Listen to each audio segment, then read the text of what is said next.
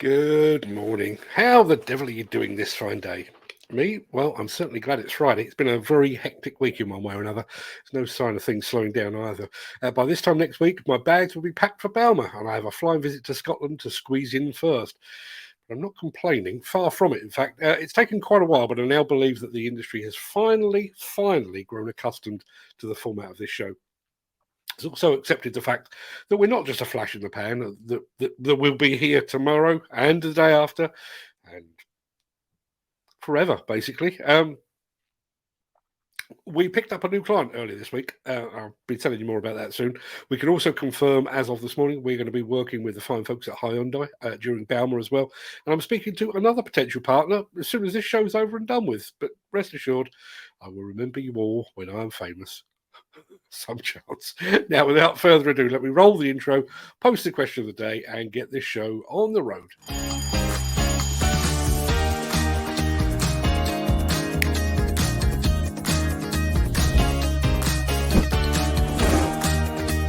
Welcome to the Breakfast Show. I'm your host, Mark Anthony.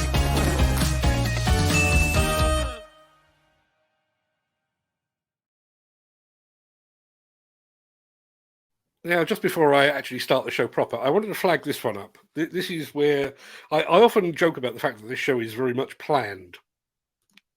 Some bits of it are.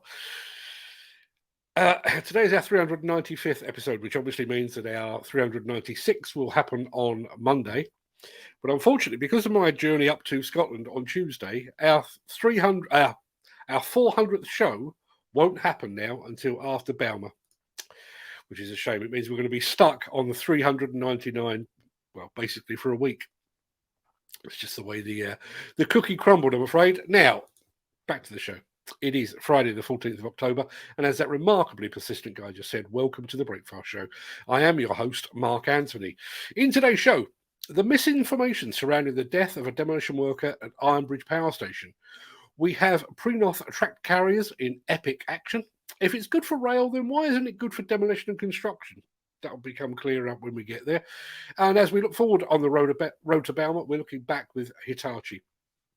Plus, we are teeing off with JCB, and we'll get to all of that in just a second. But first, let's see who among the rich and the shameless will be celebrating a birthday on this day of Happy birthday! And it's many happy returns to former US President Dwight D. Eisenhower and to former James Bond actor Roger Moore, he of the eyebrow. Happy birthday also to fashion designer Ralph Lauren, to the Peter Pan of pop, Cliff Richard, to Moody Blues singer Justin Hayward, and to athlete turned commentator Steve Cram, to footballer turned conspiracy theorist Matt Letizia, to singer Usher, and to the voice of Paddington Bear, actor Ben Whishaw. I sat next to him once at Oaxaca on the South Bank in London. He didn't recognise me. His problem, not mine. Many happy returns to them, one and all.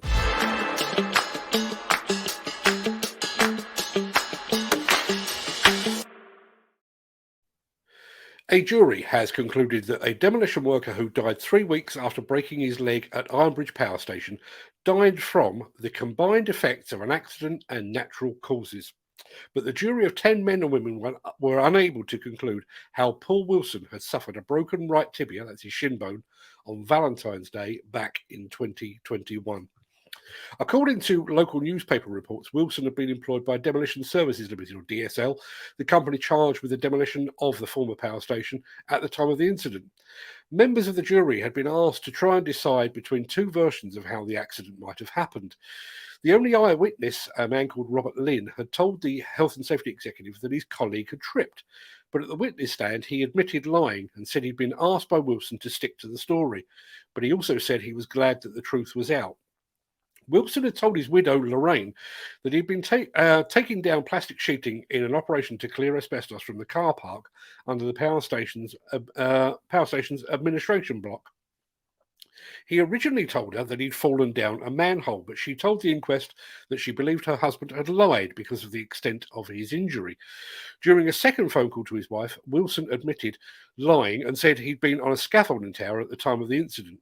Paul Wilson died at Royal Shrewsbury Hospital on the 4th of March 2021. He had an operation on his broken right tibia and had contracted COVID while in hospital. After a short deliberation, the jury forewoman said the accident had been in unknown circumstances. Senior Shropshire Coroner John Ellery said the jury's conclusion does not indicate civil or criminal liability, just a short conclusion of what occurred.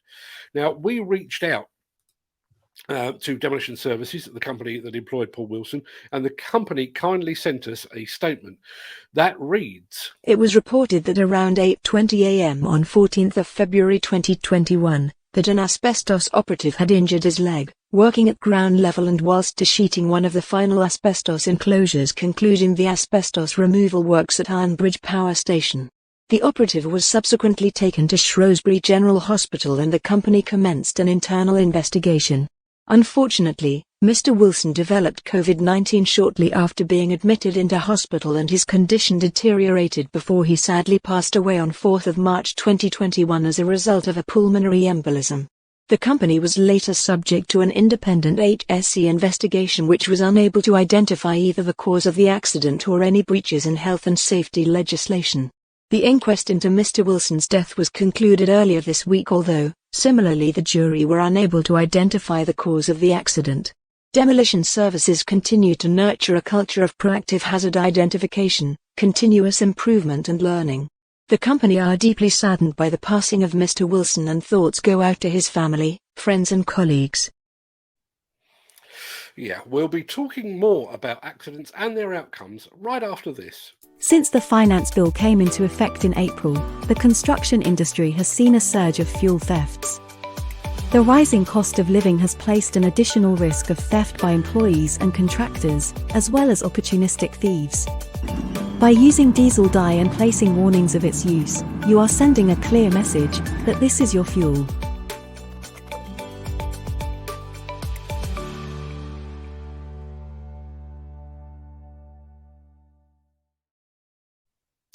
I am a firm believer that we should learn from other industries. We've already seen equipment design influenced by developments in the automotive sector. We've seen safety standards tightened to match those in nuclear and petrochemical sectors. We've seen a greater awareness of the potential threat of drugs and alcohol in the workplace thanks to the examples set by the rail industry. And now we have another example to follow. I'm about to play you a video that we've compiled that is based on an accident report from the rail industry. As it's quite long, I've entrusted the reading of it to our roving reporter Reggie's sister, Regina. Really. Listen to this, and then let's have a chat immediately afterwards.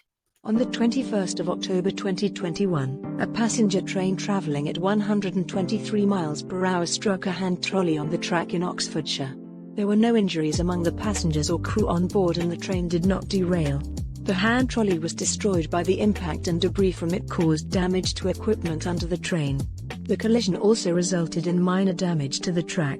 A maintenance team had carried out overnight work in the area and no one noticed the team had left its hand trolley on the track. The checks undertaken before handing back the railway for normal operation also had not identified the hand trolley's presence. A process which formed part of these checks was the line clear verification process. However, there were weaknesses within this process, and these were compounded by the maintenance team not following the process as it was required to on the night concerned. Underlying factors related to the weaknesses within the line clear verification process were: it was reliant on human actions for its successful implementation. It was separate to the work planning process as defined by Network Rail's company standards. Network Rail's assurance activities had not detected that staff in the Swindon delivery unit welding and grinding section were not complying with the line clear verification process. A further probable underlying factor was that hand trolleys were being routinely used at night without displaying any red lights and that no assurance activities were taking place within work sites to monitor compliance to this requirement. The Rail Accident Investigation Bureau has made 5 recommendations to Network Rail. The first is to establish how the existing line clear verification process can be improved, while the second is to consider what technology could be used by its staff to support the process. The third recommendation is to propose an amendment to the rule book so that hand trolleys are required to display an illuminated red light in both directions at all times when on the track. The fourth is for Network Rail to have processes in place to ensure that any hand trolley placed on its track has illuminated red lights displayed in both directions. The fifth recommendation is to review the effectiveness of its safety assurance activities, which check that hand trolleys are being used correctly and safely. The Rail Accident Investigation Bureau also identified 3 learning points. The first reminds maintenance staff about the importance of complying with all rules and standards concerning how trolleys and rail skates should be used on network rails infrastructure.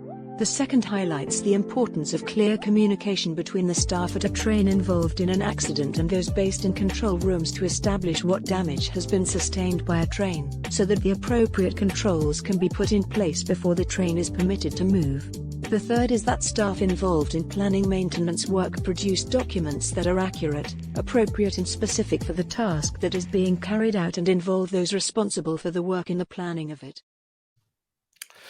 Now, there's a lot to unpack there, but let's start with the most obvious part. That accident in question took place on the 21st of October 2021, just under a year ago. In less than a year, the rail sector has investigated the incident thoroughly. It's done so without the help or hindrance of the Health and Safety Executive. That investigation identified several factors that contributed to the incident itself. And the Rail Accident Investigation Branch has now made 5 key recommendations on how a repeat of this incident might be avoided in the future. Now compare that to the so-called investigation that's been going on for almost 7 years over the Didcot disaster, or the 3+ years taken over the Redcar investigation. Rather than waiting on the outcome of an independent investigation, the rail industry has acted quickly and decisively. Rather than pussyfooting around for fear of prejudicing a possible prosecution, the rail industry has publicly stated the likely cause of a thankfully non-fatal accident. Maybe the demolition industry needs to take a leaf out of the rail industry's safety playbook. Maybe the demolition industry needs its own accident investigation branch. And maybe, rather than tiptoeing around in the aftermath of an accident or fatality, the industry needs to be similarly forthright and independently minded.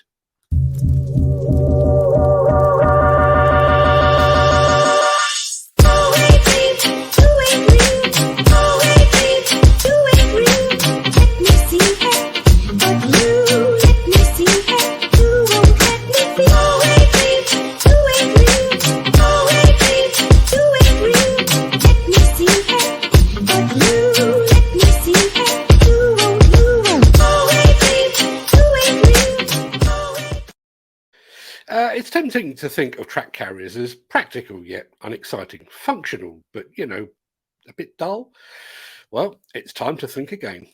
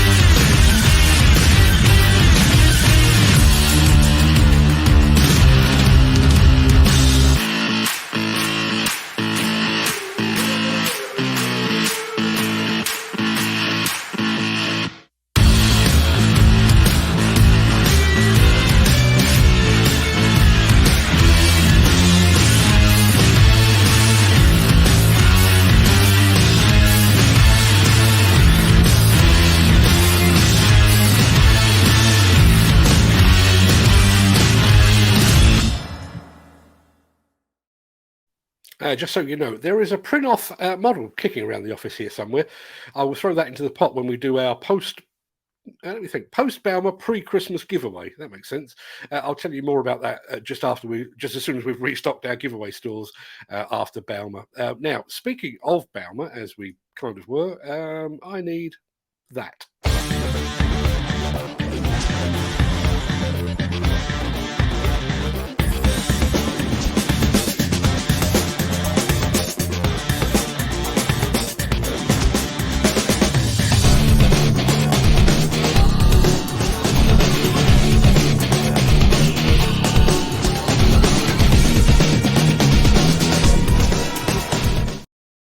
Now, we haven't quite reached our destination on the road to Bauma, but the end is now very much in sight.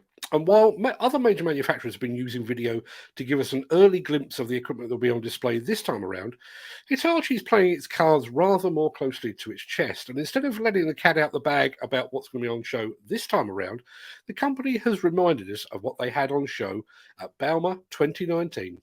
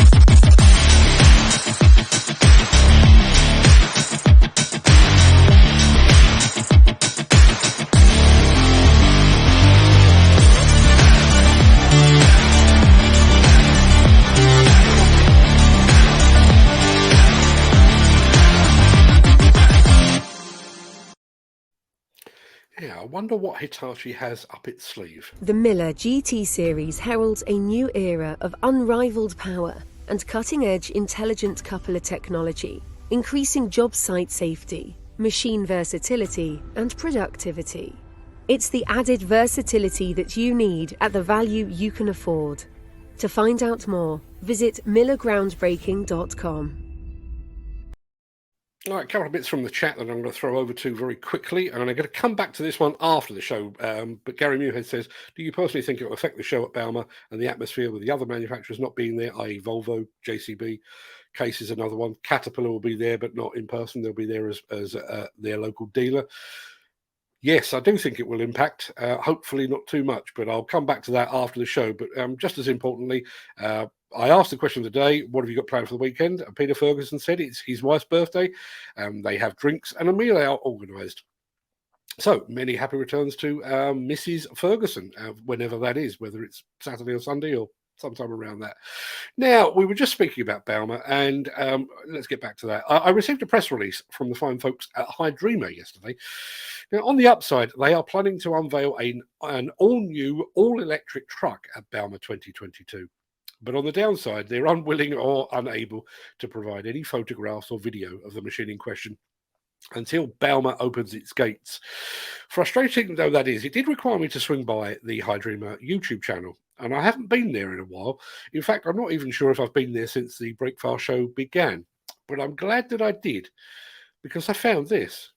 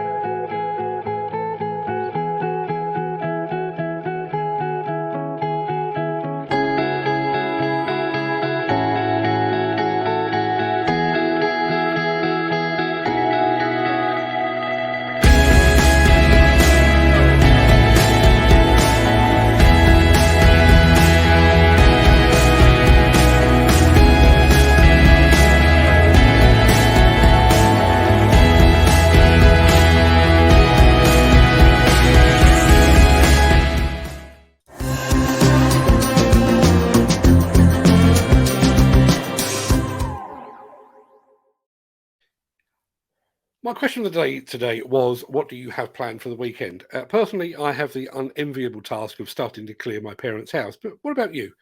Out for lunch, dinner, football, fishing, golf, maybe? Well, speaking of golf, I can only hope that your course of choice looks as good as this one.